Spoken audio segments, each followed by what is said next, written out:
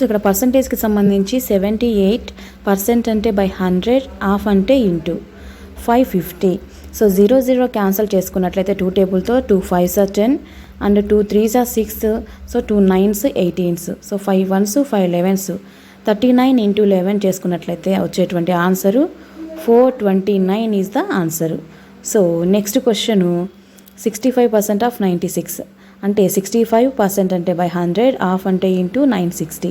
0 cancel అయిపోతే 2 5s, so 2 3s, sorry ఇక్కడ 2 టేబుల్తో చూస్తాం, 2 4s అలాగే 2 8 అంటే 16 వస్తుంది. సో మళ్ళీ 5 టేబుల్తో 5 1s 5 13s పోతుంది. సో రిమైనింగ్ ఏముంది 13 ఇంటూ 48. సో 13 ఇంటూ 48 చేస్తే మనకి 624 is the answer. So next question 66% by 100% అంటే బై 100, హాఫ్ అంటే ఇంటూ 250. 0 క్యాన్సిల్ అయిపోతుంది. So 2 టేబుల్తో 2 5s 2 3 times. So 5 1s 5 5s. So 33 into 5. So multiply చేసుకుంటే 5 3s are 15 and 5 3s are 15 అంటే 165 is the answer. So 84% అంటే by 100, half అంటే into 1000.